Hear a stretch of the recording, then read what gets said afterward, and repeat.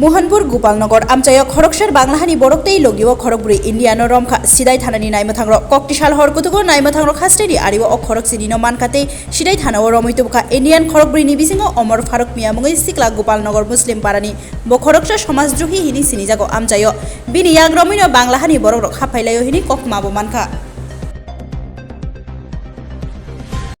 অভিযান হলো আমাদের তো রেগুলার বেসিসে আমাদের বর্ডারে আমাদের নাইট পেট্রোলিং চলছিল গত বেশ কিছুদিন ধরে আমাদের ঊর্ধ্বতন কর্তৃপক্ষের আদেশ মোতাবেক আমরা বর্ডার সেক্টরে আমাদের সিদায় এবং আমাদের সাব ডিভিশনের পুরো বর্ডার সেক্টরে আমাদের এক্সট্রা মোবাইল এবং ভিজিলেন্স চলছিল যাতে অনুপ্রবেশ না ঘটে।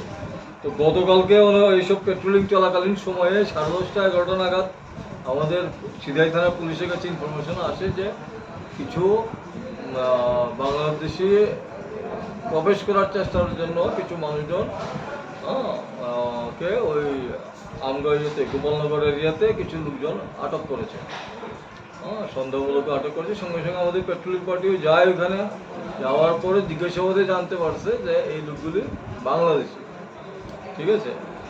তারা বাংলাদেশে অনুপ্রবেশের চেষ্টা করছিল। সঙ্গে সঙ্গে সিদাই থানার যে পেট্রোলিং অফিসার ছিল উনি তাদেরকে আটক করেছেন। তাদের কাগজপত্র চেক দেওয়ার জন্য বলেছিলেন, কিন্তু ওনারা কোনো কাগজপত্র দিতে পারেননি এবং ওনারা বাংলাদেশের থেকে অবৈধভাবে অনুপ্রবেশ করেছিল এবং এখনও অবৈধভাবে যাওয়ারও চেষ্টা করছিল।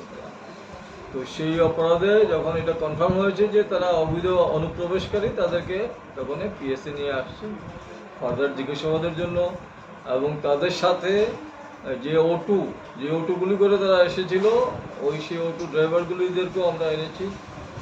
এরপরে লোকাল কয়েকটা ছেলে ছিল, তারাও তাদেরকে সাহায্য করার অপরাধে তাদেরকে আমরা এনেছি। সর্বমোট 12 জনকে আমরা ওই দিন এনেছি এবং জিজ্ঞাসাবাদে কনফার্ম হওয়ার পরে তাদের যে তারা অবৈধভাবে অনুপ্রবেশ করেছে এবং অবৈধভাবে তারা বর্ডার ক্রস করার চেষ্টা করছিল, সেই অপরাধে আমরা টোটাল 8 জন বাংলাদেশি নাগরিককে আমরা ডিটেইন করেছিলাম রাত্রে। এবং তাদেরকে সাহায্য করার অপরাধে অটো ড্রাইভার 2 জন ছিল এবং 2 জন লোকাল ছেলে 4 জন, 8 4 12 জন আমরা ডিটেইন করেছি।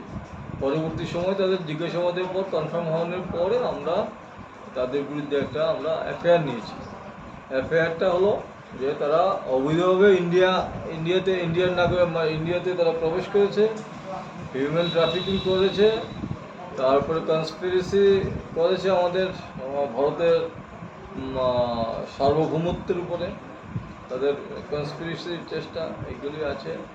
এবং হিউম্যান ট্রাফিকিং, তারপরে হলো তাদের ইলিগালি ইন্ডিয়ান টেরিটরিতে প্রবেশ, এইসব বিভিন্ন ধারা যুক্ত করে আমরা একটা এফআইআর নিয়েছি।